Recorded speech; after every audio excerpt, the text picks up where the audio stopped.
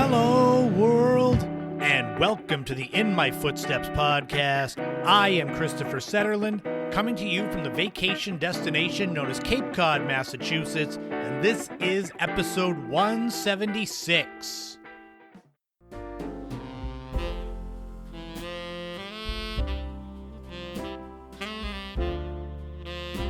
Yes. Happy New Year. Happy 2025. Today, when the podcast goes live, it's New Year's Day. And I'm going to start your year off right, hopefully. We're going to kick it off with making you feel old with some events with anniversaries this year. You will feel yourself aging as I list these. We're going to go way, way back in the day and look at the beloved children's singer Raffi, whose career has gone on for many, many decades since before I was born. There'll be a brand new top 5. These are the top 5 1960s product fails. And there'll be a brand new This Week in History and Time capsule centered around the very first ball drop on New Year's Eve in Times Square. All of that is coming up right now on episode 176 of the In My Footsteps podcast. Happy New Year, everybody. For those of you that might be hungover, you may want to turn this down a little. I said I would try to speak quieter, but it just doesn't work for podcasting. Wherever you are, I hope that your new year has started off right. I mean, hangover won't start it off right, but if you had a good time, it kind of makes it all worth it. I had many years of New Year's Day hangovers based around the fun I had on New Year's Eve. I had thought about doing the top 5 this week about top 5 New Year's Eve memories for me, and then I thought, God, there's a lot of things in there that I don't want shared. I share a lot, but I don't want to have too many things out there that could be held against me later. I can't start off 2025 without thanking my Patreon subscribers, Laurie, Mary Lou, Ashley, Kevin, Leo, Marguerite, Neglectoid, Crystal. Thank you all for being my backers, helping support my content creation. Patreon subscriptions, it's $5 a month. It gets you access to bonus podcasts, including one that drops today, New Year's Day, for Patreon subscribers. They go up the first of the month.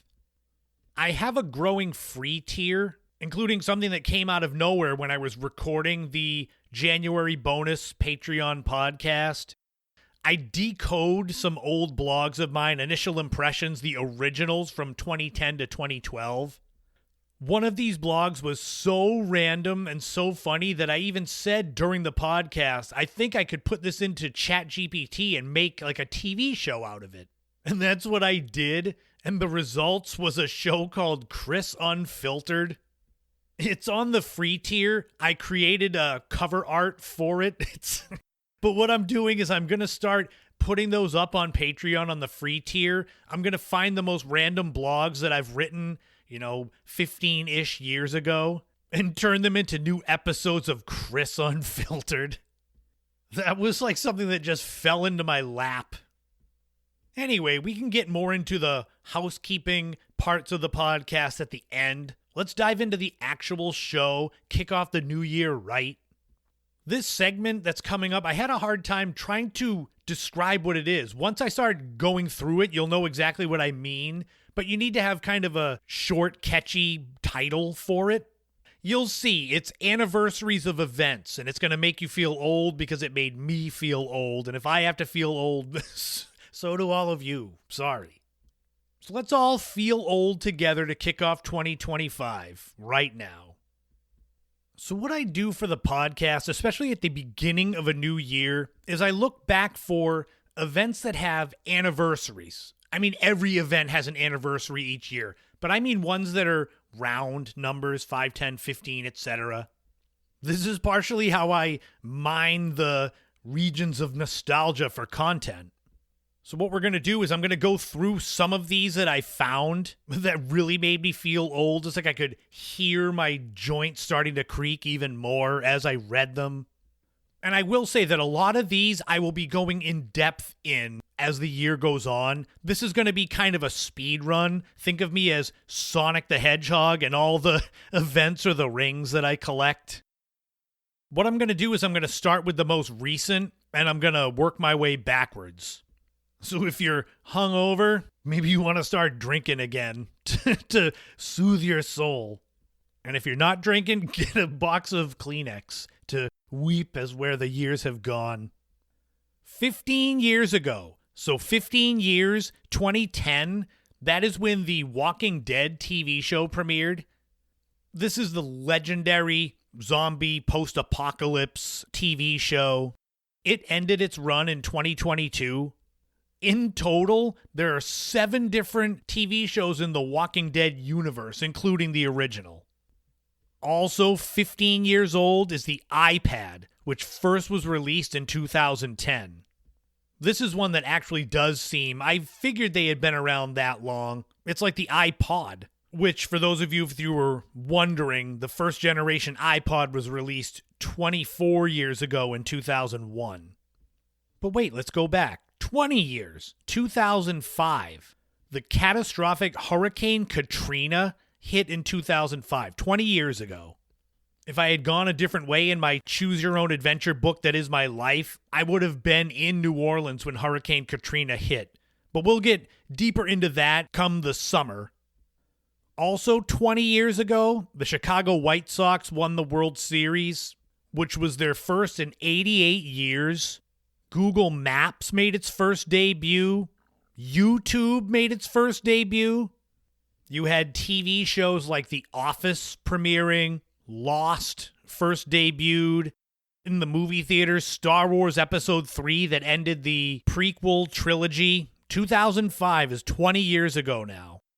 Yeah, this stuff from 2005, that's the stuff that my oldest nieces, my Gen Z nieces, that's what makes them feel old. Stuff from 2005, and I'm like, ugh, wait till you get deeper into my life. Speaking of, so 25 years ago, the year 2000, in theaters you had the movie Gladiator, the movie Castaway. Those are 25 years old now, a quarter century. You can say it like that. The boy band NSYNC released their huge hit album No Strings Attached. You had one of the OG reality TV shows, Survivor, beginning in 2000. You also had the debut of the PS2, PlayStation 2, which I remember I was living in Las Vegas when it debuted, when it was released, and I was working in a Target. And the story was one morning I was going into work, I got off the bus, and I'm walking towards the Target, and there's 4 or 5 police cruisers out front, and all I'm thinking is, oh my God, someone in there killed someone else. So I'm thinking of coworkers that might have that quick switch to murder somebody else. It wasn't that. It was people on the night crew, when they got the delivery of PS2s, they stole them. I don't know what ended up happening to those people that actually stole them, though. I don't think I cared enough. I was like, as long as no one got killed, I guess it's fine. But let's go back deeper here. 30 years ago is 1995. Let that sink in a little bit.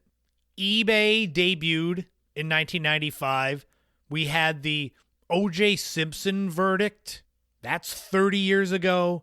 The wide release of DVDs. In 1995, you also had the release of Alanis Morissette's gigantic album, Jagged Little Pill. You had the movie Toy Story, the movie Seven. These are 30 years old now. And just for reference, I was a junior in high school 30 years ago. Oh, man. Every year I get closer and closer to the meme of Al Bundy sitting on his couch on Married with Children and just going, oh God, and just putting his head in his hands. It's coming. 35 years ago is 1990. That's right. The 90s began 35 years ago. Kids today are going to look at the 90s the way that when I was a kid, I looked at the 50s, which just is mind-boggling. In 1990, Mike Tyson's aura of invincibility ended when Buster Douglas knocked him out. You had the disgrace of Milli Vanilli lip-syncing their songs and having to return their Grammys. We'll dive deeper into that later in the year. You had the release of slap bracelets, which ended up being banned. I know they were banned in my middle school. You had the debut of The Fresh Prince of Bel-Air. You had the debut of Beverly Hills 90210. Mariah Carey released her first album. MC Hammer had his huge hit, You Can't Touch This, 35 years ago. But wait, it gets worse. This was what initially gave me the idea for this segment. We go back 40 years to 1985. And this is where we find out that Back to the Future is now 40 years old. Other movies that are turning 40 include The Breakfast Club, The Goonies.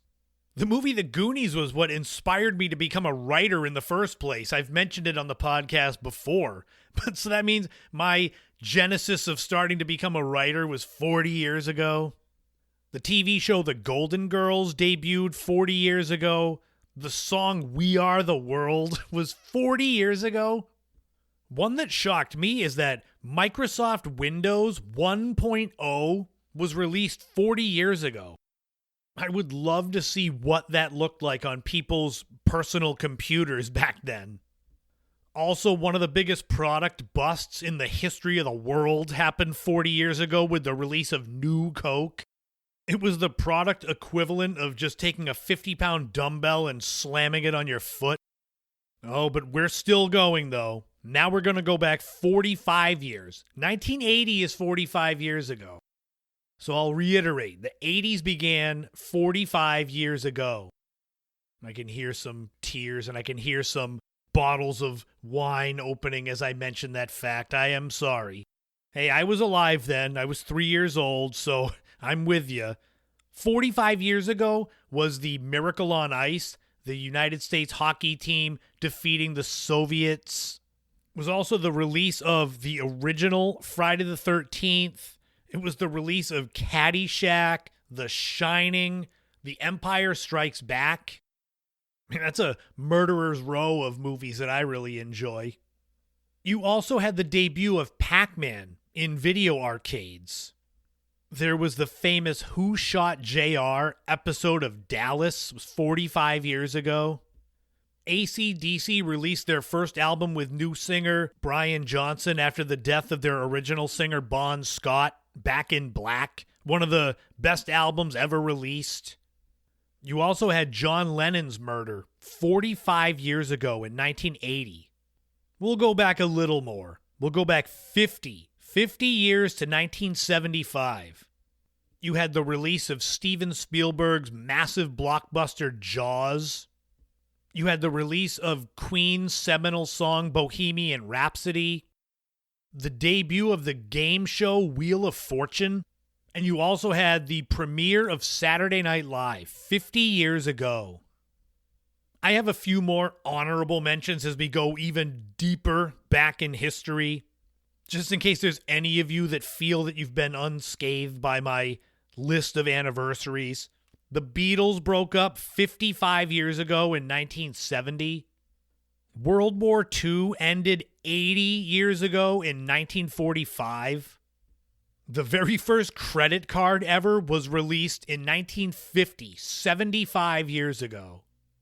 And to really hammer it home, the very first television transmitter was created 100 years ago in 1925. As I said, as the year goes on, I'll be diving deeper into a lot of those. It's not just here's a list. I hope you can research them yourselves. Which one of those anniversaries surprised you the most? Like I said, I realized that Back to the Future was 40 years old, and that really made me feel old, so I kind of started building from there. There you have it, though. Anniversaries of events, big events, music, TV, movies, big pop culture events, and other things to just make you feel old.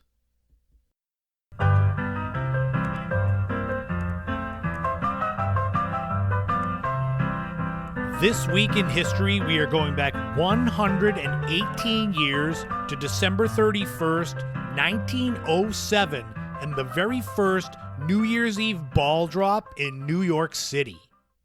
I guess this would count as two different This Week in Histories as it goes from New Year's Eve to New Year's Day, but we'll move on. The original idea for the ball drop in Times Square came from Adolph Oakes, who was the owner of the New York Times newspaper at the time.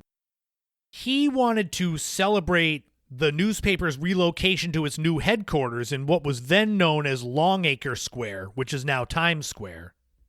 What's interesting is that Adolph Oakes, originally this New Year's Eve celebration, which started in 1904, featured fireworks. There was a city ordinance banning fireworks in 1907, which necessitated Oakes finding another centerpiece for this New Year's Eve celebration.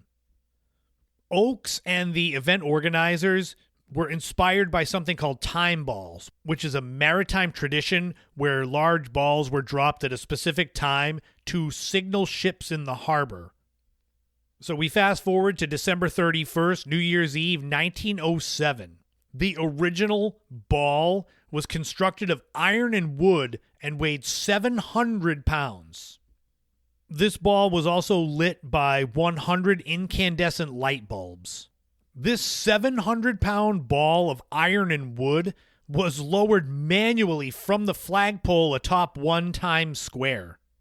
I'm sure if you had enough people doing it, it wouldn't be bad. But think about that. Even if you had 7 people lowering it, that's 100 pounds each they've got to be responsible for. This initial ball drop was a huge success, drawing a large crowd and immediately capturing the public's imagination. In 1920, the original 700-pound ball was replaced by a lighter 400-pound version made of wrought iron. Through the years, even through challenging times like the Great Depression and World War II, the ball drop continued, except for 1942 and 43, when it was suspended due to wartime blackout restrictions.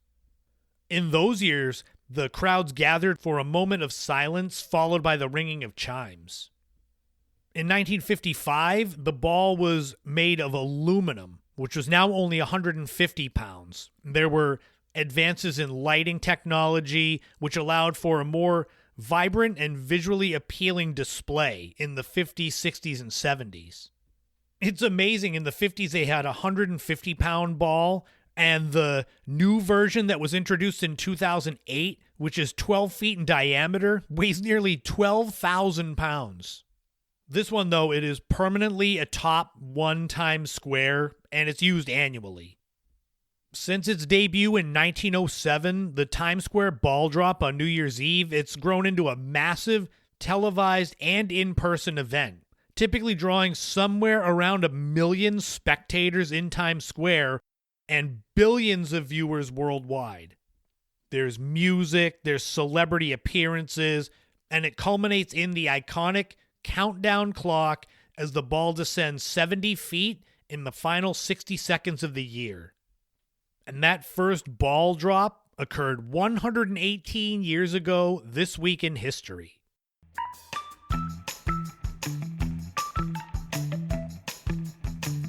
Oh yes, the first time capsule of the new year. I had to update the math on the age of these time capsules. So we're going to go back 80 years to December 31st, 1945. I chose that because it is the date of the first ever televised ball drop in Times Square. This was on local New York NBC station WNBT-1. In case you were wondering, wait, how was this on TV in 1945? The number one song was Chicory Chick by Sammy Kaye and his orchestra. This is kind of a nonsense song, with the lyrics being written by a woman named Sylvia D. Sammy Kaye was one of the biggest names of the big band swing era of music, and eventually getting his own primetime TV show in the early 1950s. The number one movie was Spellbound, and you could get into the theater with a ticket costing 35 cents. This is a psychological thriller directed by Alfred Hitchcock, starring Ingrid Bergman and Gregory Peck. The film made over $6 million at the box office and was nominated for 6 Academy Awards, including Best Picture and Best Director. Even though this was the time of the first televised ball drop on New Year's Eve, there was no television ratings. I couldn't find any, So we have to go to the number one radio show, which was the Pepsodent Show, starring Bob Hope. Legendary actor, comedian Bob Hope, less legendary toothpaste Pepsodent, comes together to form this radio program. It was a variety show. It was what you would expect of Bob Hope, comedy skits, musical acts. The Pepsodent Show is fascinating. It began on the radio in 1938. The show's original vocalist was 16-year-old Judy Garland. You had people like Doris Day and Desi Arnaz being a part of the show. And one of the original writers for the Pepsodent Show was Sherwood Schwartz, who went on to write the Brady Bunch TV show. And if you were around back then, New Year's Eve 1945, maybe you've got to run to the store and return something you bought with the receipt to get something better for your kid. Maybe you're mad at them for making you go and return it. Well, you're in luck. I got something that'll help you out. It's a jousting set from Sears.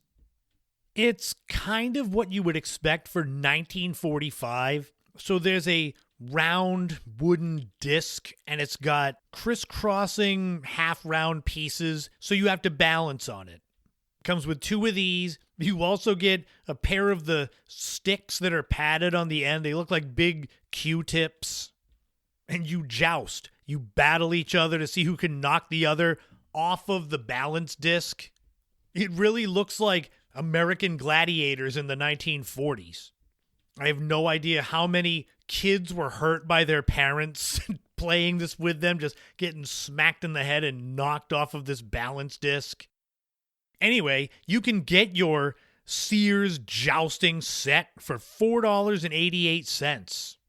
That would be $85.53 when adjusted for inflation to 2025.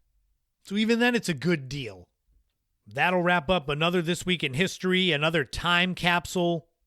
I don't know how well that jousting set sold from Sears, but I'm going to tell you that what's coming up in the top 5, I don't think any of these sold well as we look at the top 5 product fails of the 1960s, starting now.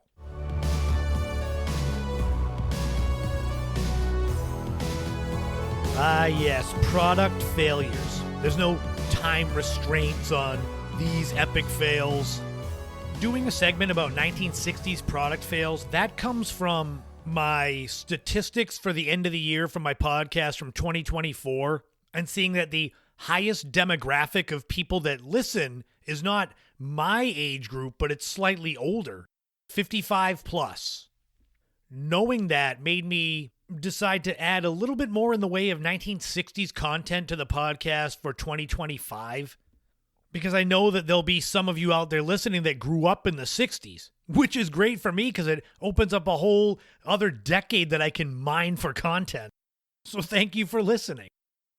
I've done a few other decades as far as product fails go, so you can check the archives for those.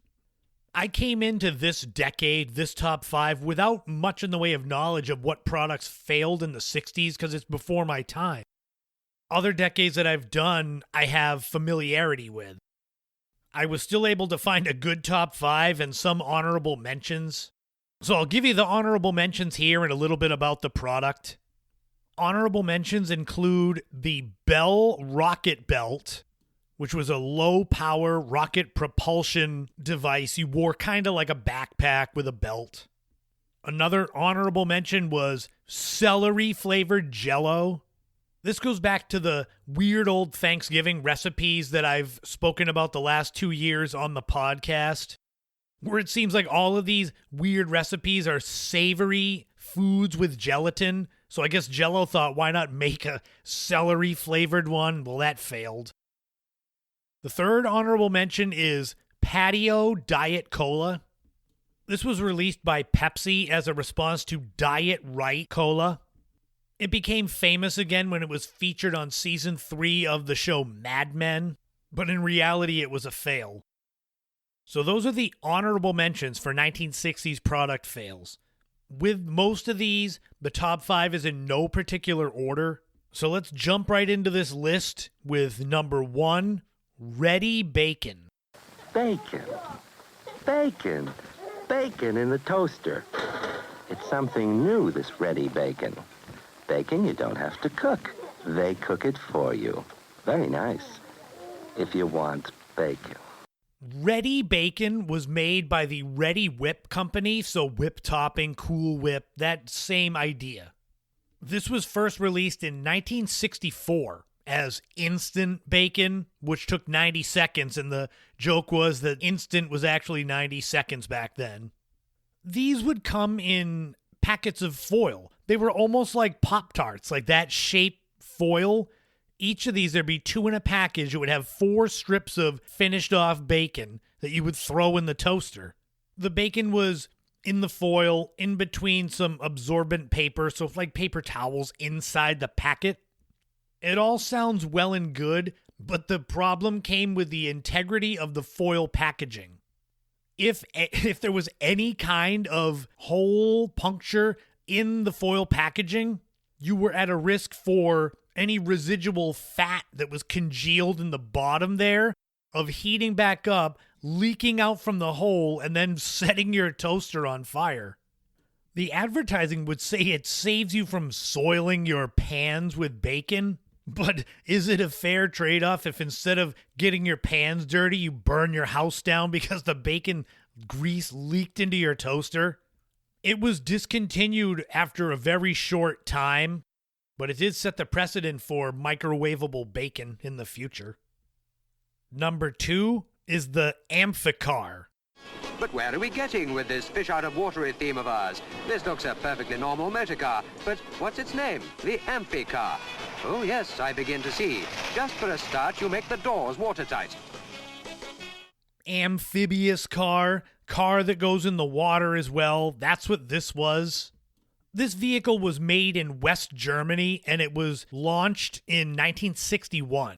It was meant to be the best of both worlds, a boat and a car. The front looked a little more like a boat with headlights. The rear had the fins that looked kind of like the cars of the late 50s. The problem was that it wasn't good at either. It was less powerful than a boat, less powerful than a typical car. When the Amphicar was first for sale between 1961 and 66, it sold for just around $3,000. So you're looking at about $30,000 today.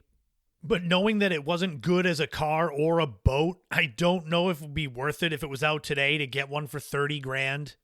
It did not sell, although perhaps its most famous owner was then President Lyndon B. Johnson.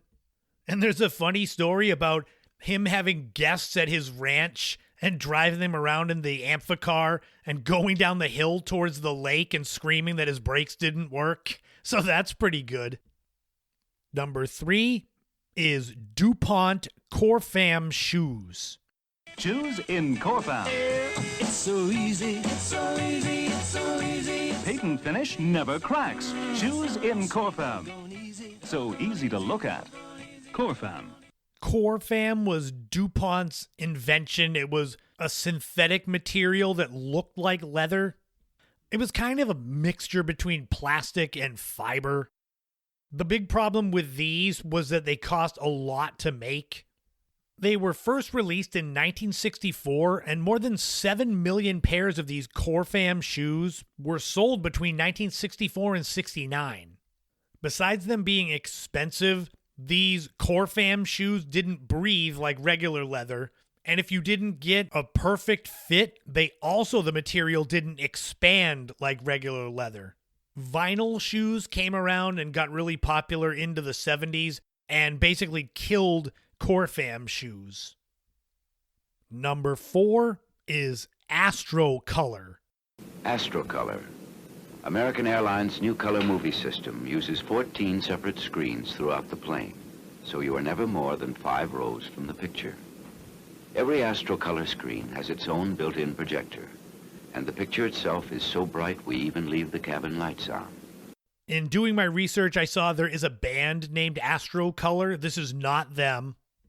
In the early 1960s, American Airlines hired Bell and Howell, a film equipment manufacturing company, to design an in-flight entertainment system, and the result was Astrocolor. It would show movies, but this was long before the days of VHS, DVD. So airlines needed the 16mm celluloid film reels to show the movies on their flights. What's crazy is they had the whole film laid out, and because there were TV screens on the plane, the film would go through each TV before getting to the end and starting to wind up. That sometimes there was 300 feet worth of film just laid out on the plane. Well, not on the floor, up above the luggage racks. Using the 16mm film meant that the people in the front of the plane, what they saw on their screen, the people in the back of the plane with the last TV wouldn't see for 5 minutes. So nobody was watching the movie at the same point at the same time. Trouble with the projector itself could delay flights. And the failure rate on the film, the celluloid film during flights, was 20%. So it was a novel idea, but the fact that this could actually cause your plane to be delayed, that's partially why they stopped making it. And finally, number 5 on the list of top 5 1960s product fails is smell-o-vision. This was first tinkered with in the late 1950s when the craze of 3D had started to die down. This was supposed to help enhance the movies you were seeing, just like 3D was supposed to enhance it visually. Having smells pumped into the movie theater while you're watching a film was supposed to make it more inclusive, I guess. Smellorama was a great idea, but it was such a big fail. It was only used once for one movie. This was Michael Todd Jr.'s Scent of a Mystery. There were 30 different scents that would be sprayed on the audience through the theater's air conditioning vents. The scents would be mostly food-related, flower-related, but the reviews were not good. One reporter said that they preferred being outside smelling the pollution in New York City rather than being in the theater. It must be good when you come up with something you think is going to change the movie industry and it's just bombs like that. But there you have it. The top 5 1960s product fails. How many of those had you heard of? As I started doing my research, the Amphicar was the one that I had heard of. All the others, nope. And that's the beginning of my dipping into the 1960s for a little more pop culture. I mean, it makes sense. When I say Gen X nostalgia, the first year of Gen X is considered to be mid-60s, so I can't disappoint you as well. But we go from 1960s product fails to one of the most beloved children's singers of the last half century as we look back at the story of Raffi coming up right now.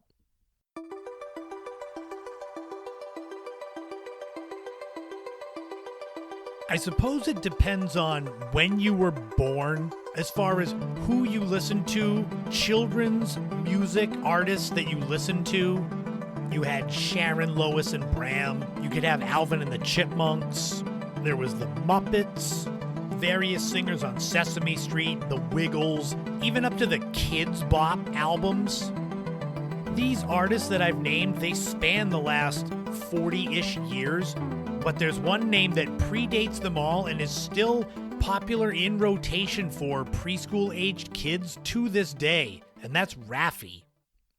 Raffi Kavukian, who is known just as Raffi, he's more than a children's musician. He's a cultural phenomenon whose songs became anthems of childhoods.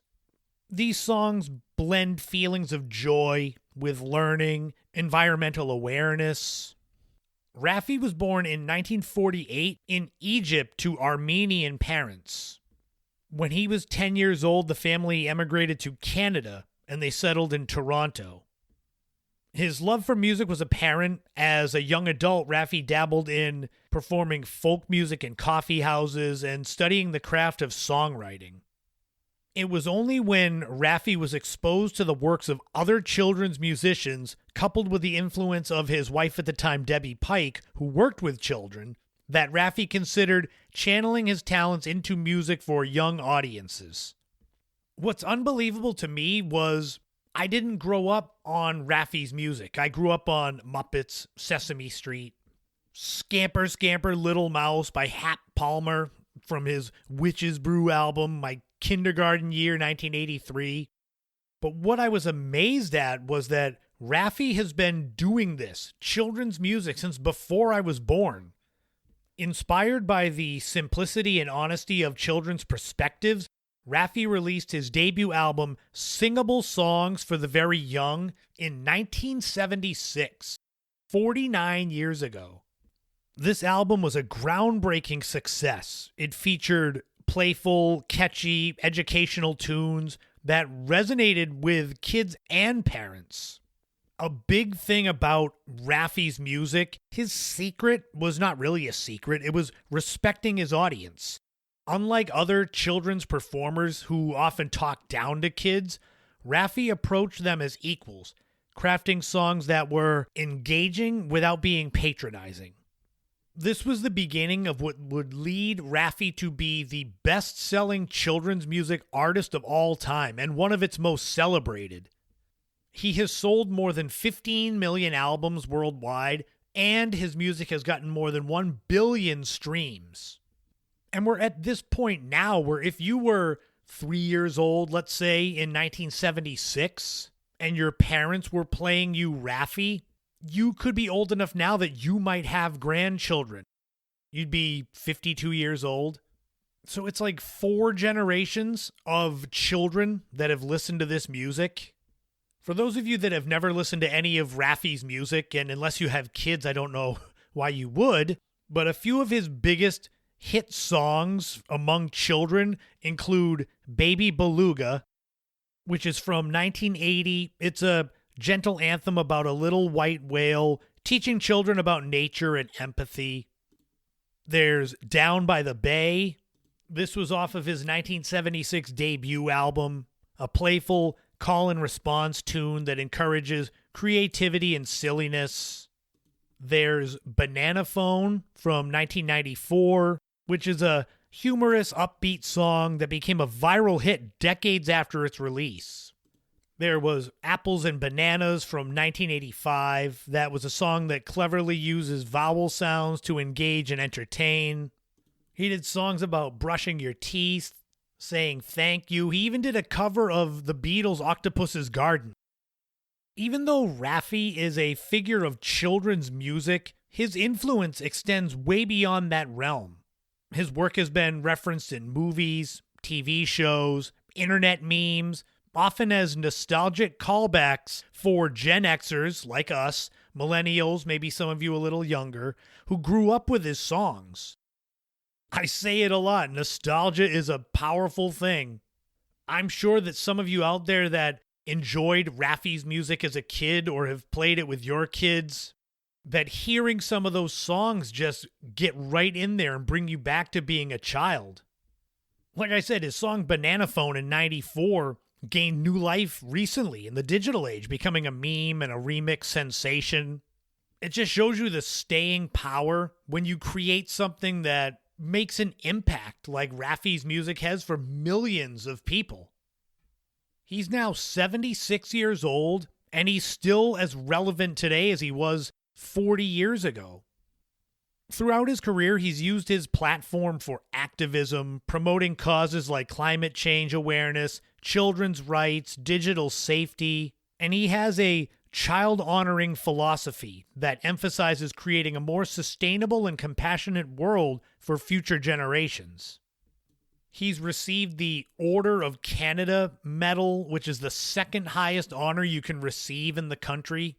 He's received the Order of British Columbia, which is a civilian honor for merit in the province of British Columbia in Canada.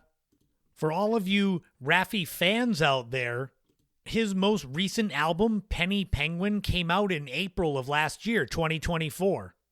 And that album is the 24th studio album by Raffi. He's got Christmas albums, live albums, greatest hits albums. He doesn't tour as much. He performs occasionally now in his mid-70s, but he engages with his fans a lot through social media. An interesting thing about Raffi is that even though he has sold over 15 million albums and influenced millions of kids around the world, He actually could be bigger and could have been bigger, but he's turned down a lot of opportunities to merchandise his music. Famously, the producer of Shrek came to him and wanted to make a Baby Beluga movie, and Raffi said he wasn't interested. Raffi's legacy, it's more than his songs. It's the joy he brought to millions of families. He knew the perfect balance between being cute and syrupy with his music and too cute where it got cringy. His song Baby Beluga, for millions of kids out there, it's not just a song. It's a cherished memory of a magical, simpler time. Even if you didn't listen to Raffi, you know the song Baby Beluga, but even if you didn't listen to him, you had a song like that when you were a kid that made you feel the world was special and magical. So even if you didn't listen to Raffi, you can understand the impact he's made on people that did enjoy his music. Even though he turned down opportunities to really merchandise his music, there are still children's books he's done. There's a biography of him. He's got movies. I'll bet some of you right now are going to, when this podcast is over, go over to Spotify and stream some Raffi to bring back memories of your childhood. Raffi's work reminds us that music, when created with love, has the power to unite generations. I'd say anybody from the age of 2 all the way up to your mid-50s has had the opportunity to listen to and enjoy Raffi's music. That's a large group of people that I'm sure are from all different parts of the world, all different backgrounds, but united by that music. And as long as there are kids in the world, Raffi's songs will continue to echo in homes, classrooms, and hearts for years and decades and generations to come. And thank you to Nick, listener Nick, for recommending that topic. I hope that you enjoyed it, and thanks for listening. But until next time, that's going to wrap up episode 176, the very first episode of 2025, dropping on New Year's Day. Thank you all so much for tuning in. Thank you for making 2024 my best year yet for the podcast, my best year ever for all my content. Videos on YouTube, go subscribe. The blog, including Initial Impressions 2.0, which also is made into a video podcast I call the Webcam Weekly Wrap-Up. My days and weeks are never slow. I have so much content. I'm always working on something, and if I'm not, I feel like I should be. I'll be back next week for episode 177. We're going to be looking at 1995, the year in music, part 1. So that'll be a lot more of making me feel old. As I've said, if you enjoy my content, $5 a month on Patreon gets you access to bonus podcast episodes. I do have a growing free tier, but for people that subscribe, they get the bulk of the extra content. It's like the difference between a free account on Peacock compared to what you get with a paid subscription to Peacock. All my videos on YouTube, all my blogs, they're all free. The best thing you can do for any content creator is sharing their work, getting the word out about their work. I'd love it to have 50,000 Patreon subscribers and not have to work a day job, but you go step by step, and that's by increasing your viewership, listenership, and that comes down to you who actually enjoy my work and share it with others. So I have to get to this at the end, but have any of you made New Year's resolutions? It might be kind of early for some of you, but is there anything you're looking to do or to improve about yourself, your situation, dreams, goals? Or maybe you hadn't thought about that and I'm putting the bug in your ear. One goal, one resolution is getting into the best shape I've been in since pre-COVID, which COVID's 5th anniversary this year. That's not a good one, but I have my first film role. It's a small role in Frank Durant's next horror film. So I want to get back into really good shape if I'm going to be on camera, and that's in March. I'm also starting to take classes through Skillshare about copywriting. I don't mean copywriting like trademarking legally my books or something like that, but more writing copy for products, for businesses. It seems like something that I might be good at. It seems like something that I've been doing for my own content for years. But I'm going to take these courses and see if it's a feasible thing to add onto my plate. I won't get too motivational, but I'll say if you don't have a New Year's resolution, or if you break yours in the first week, it doesn't matter. You can start on a new journey any day. I use New Year's sometimes as kind of a launching point for something new. But it's also, if you're waiting for the perfect time to start something, you may be waiting forever. Maybe I'm throwing that out there as kind of a built-in excuse for myself, so that if I fall off the wagon with my fitness, I can be like, well, you told everyone else you could just start over again the next day. We are, though, now in the post-holiday hangover period, the long, cold days of winter. So remember to get outside as much as you can and get that vitamin D that we're all going to be deficient in pretty soon. Go to the supermarket and get yourself some vitamin D supplements. Also, make time for things and people that make you happy. Lean into those things in these days where it's cold and the sunset is super early. I will do my best to keep pumping out as much content as I can all over the place. Audio, video, written word. So at least you got that to look forward to. But until then, remember, in this life, don't walk in anyone else's footsteps. Create your own path and enjoy every moment you can on this journey we call life, because you never know what tomorrow brings. Thank you all again for tuning in. This has been the In My Footsteps podcast. I am Christopher Setterlin. You already knew that. Talk to you all again soon.